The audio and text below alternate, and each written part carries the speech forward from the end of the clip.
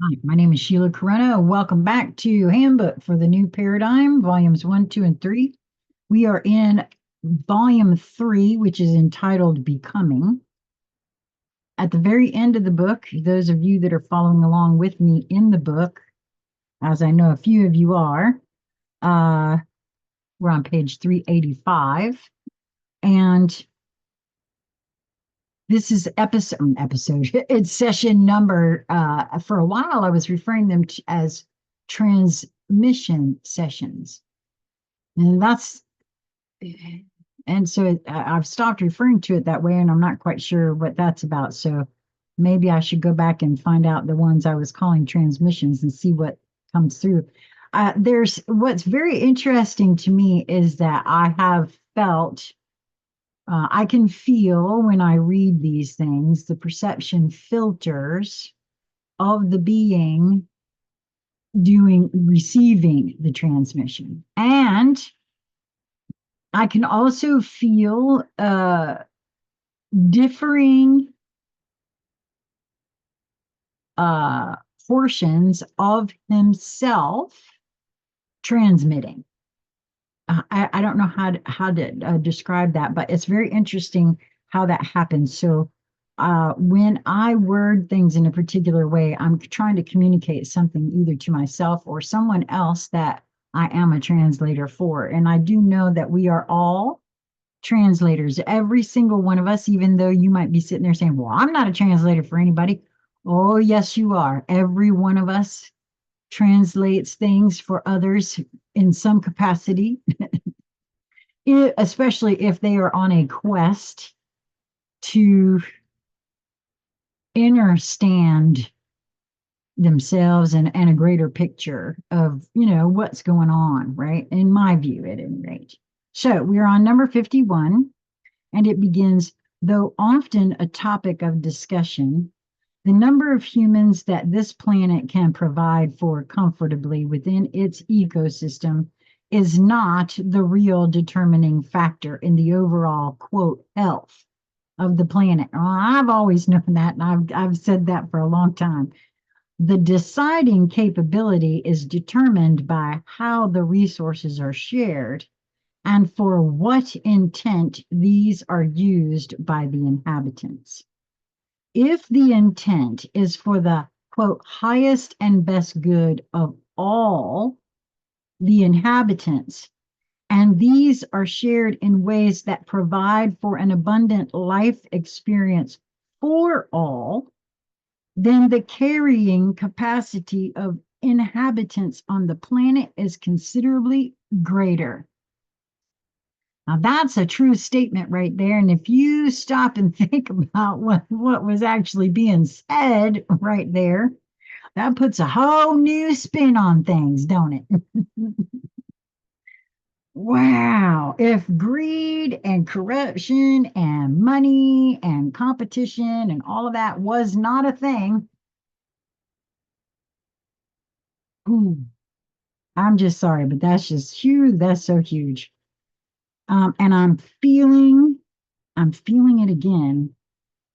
Note to those of you that have followed me since Conscious Conversation Central, and these last several, yesterday and today, uh, so from like 46, 7 on, I am feeling the universal cleanup crew. I am feeling, I am observing, if you will, and putting puzzle pieces together from the Universal Cleanup Crew, what took place in July of 2017, right straight through to the alleged trial in January of 2018. And I'm feeling a lot of that in this right here. And it's giving me that same feeling of and I feel like now this is my guidance way of showing the portal to all potentiality, because that's what it feels like to me. And I when it opens up before me, it's like yes, I'll go. I mean, it feels it feels fantastic. Let me just put it that way. I I can't explain. Uh, well, I think it's because it is all potentiality. There is no words to describe that. I have nothing that could describe that. What I feel when that opens up before me, and these are doing that for me of the last few here.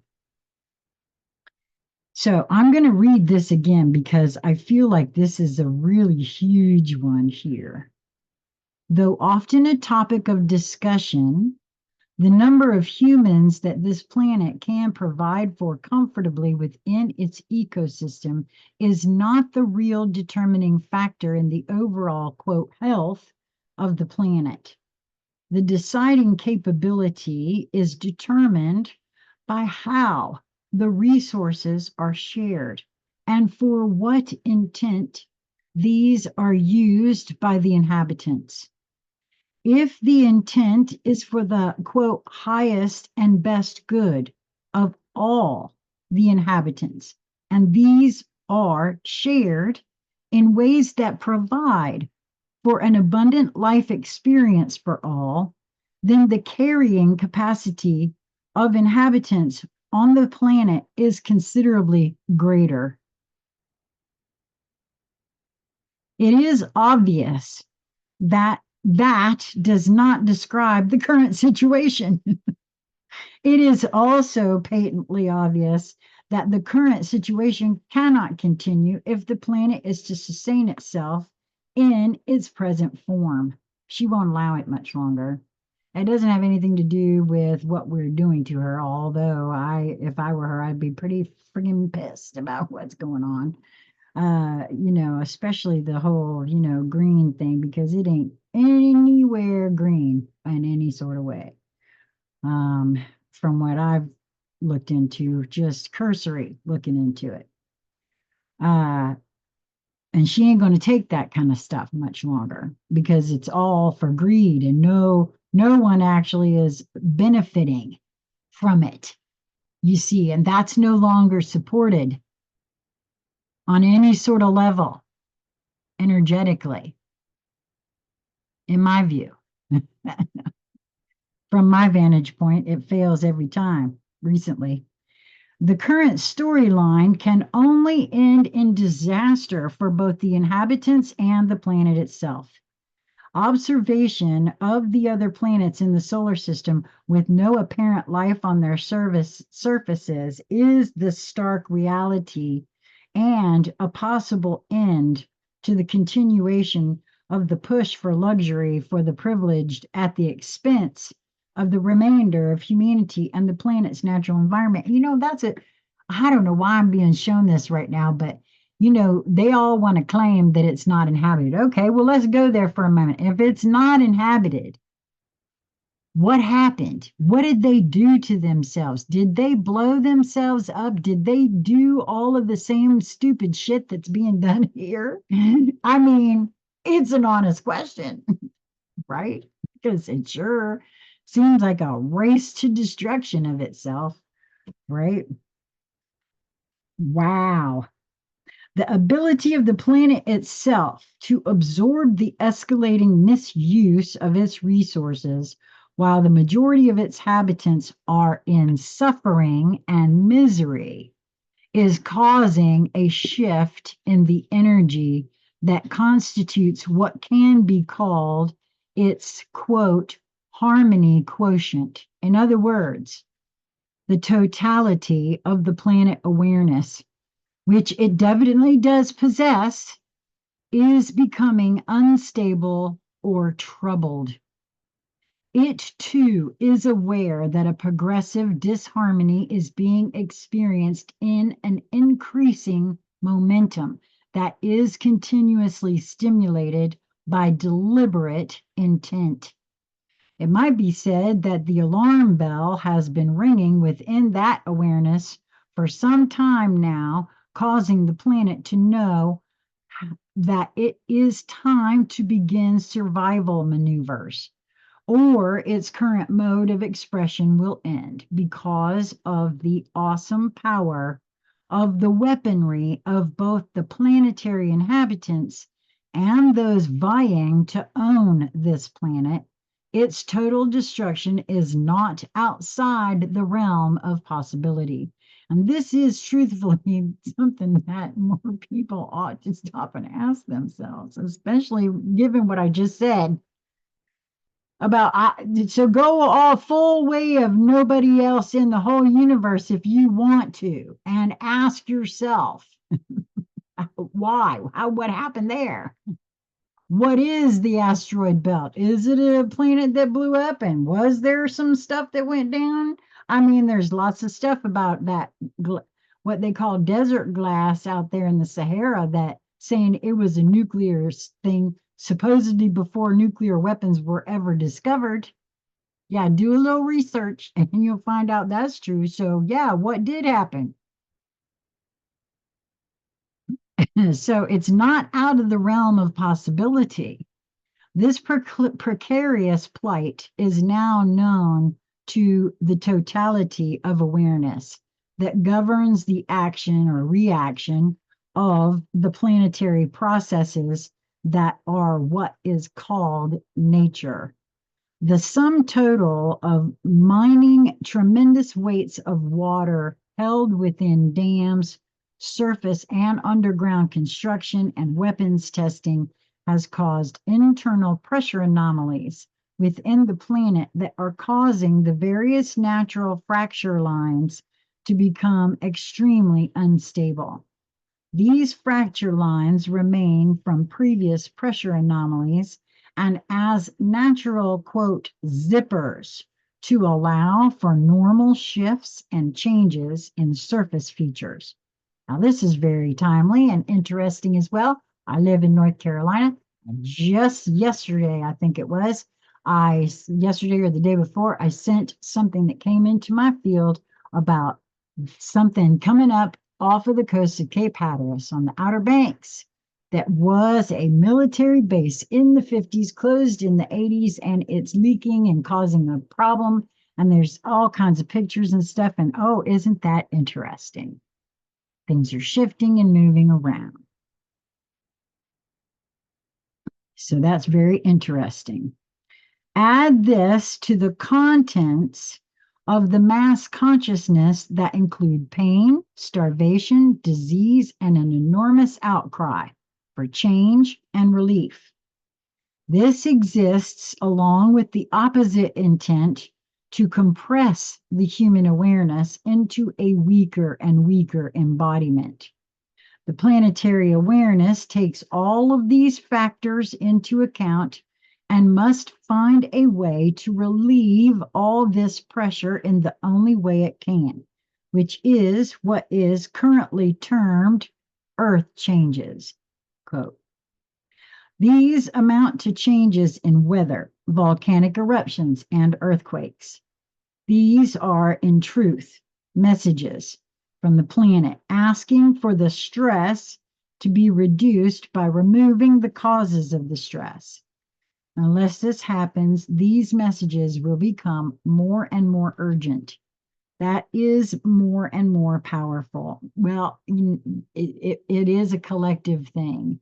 And in the collective psyche, there is, and Elon Musk terms it the mind virus, the woke mind virus. And Lisa wrote about it way before everybody else and called it a mind virus as well. And that is, it's there, and it's time to start looking at that. Unfortunately, many of the humans present within areas receiving the messages are caught up in the phenomena and the aftermath of the messages. The planetary choices are made in the areas where the greatest weakness is found in the Earth's surface areas. Often, phenomena return to the same areas because these still contain the weakest points. A shift of great enough proportion has not taken place for there to be a weaker point elsewhere on the planetary surface. Other factors enter into the greater picture. The focus of consciousness with regard to concern for the planet and its inhabitants helps to balance that area and relieve the planetary stress. It is a form of protection for that area. In this way, often the timetable of factual predictions of future happenings is slowed or prevented. The mass consciousness of humanity is a powerful component of the planetary whole. I've seen others talk about this, and I feel like there is definitely something to this. David Wilcock did something years ago where he showed that how in a lot of media communication, they talked about things called like the big chill and using the word chill and cold and freezing people out and whatnot. And the next thing you know, there was this Clipper event that came and pushed way far into the South. And then that language was used in terms of weather. Who's to say that that wasn't a collective formation of pulling things into from a potentiality into a reality on a collective basis without even really realizing it? That's how powerful the thought thinking within itself actually is.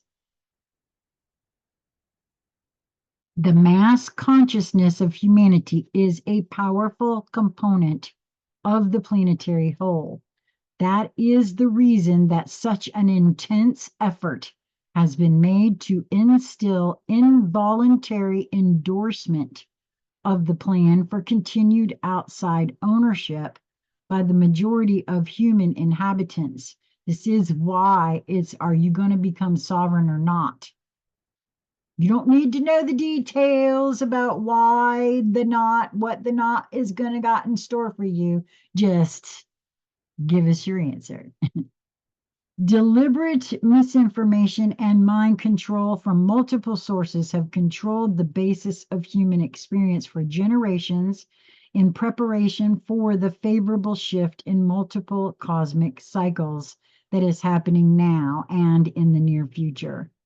With the unsuspecting consent of a large segment of the mass consciousness, it can be said that Earth's citizens do not want a change and are cooperating with the outside influences. This is an effort to prevent, quote, divine intervention.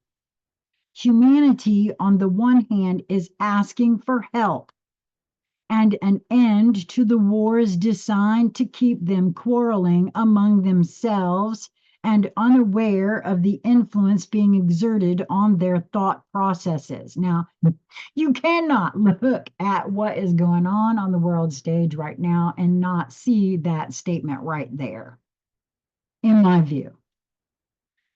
The human race is being divided so that it can be conquered with the least effort. Wake up.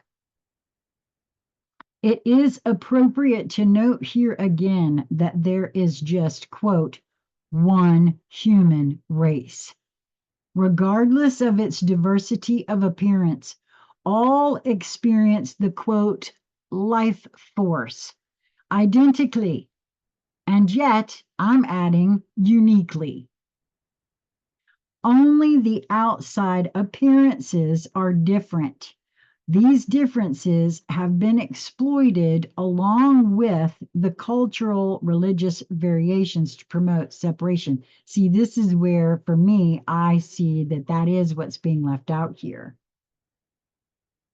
It is the uniqueness because of the programming and the experiences all along the way that have been built upon traumas as well, by the way, and belief systems. I'm going to read this again. It is appropriate to note here again that there is just, quote, one human race, regardless of its diversity of appearance. all experience the quote life force identically. Only the outside appearances are different. These differences have been exploited along with cultural and religious variations to promote separation. All bodily, cultural, and religious differences are responsibilities to learn of human unity within diversity. There is no advancement to higher dimensions until that truth is experienced into wisdom. Dun, dun, dun, dun. And of course, you wouldn't be able. Of course, we have to get that on board before we can go anywhere else or do anything else. Each has experienced within the different cultures to experience this reality into wisdom. It is important to the goals of the controllers that you forget those experiences and focus on the differences rather than the similarities. The similarities far outnumber the differences. It is to be noted that many of those experiencing in the higher dimensional realms are far different in appearance than those the human race sees within itself. This is very true. Your quote, space movies are quite accurate in imagining possible variations of species.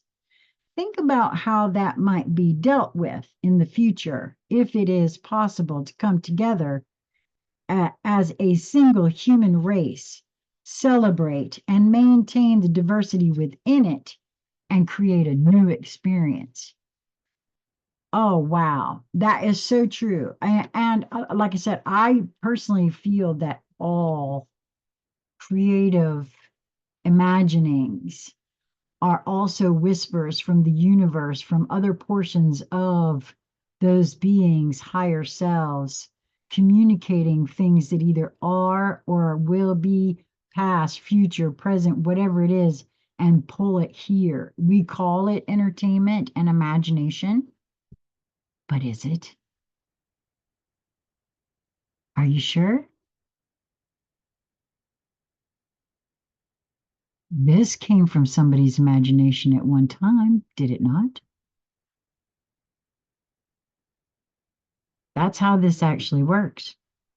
So that was the end of number 51. I'll be right back with the epilogue. Oh my gosh, this is so fascinating to me how this is really showing itself right now to me in the way that it is.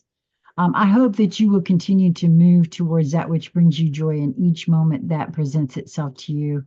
And until we meet again, be well, my friends.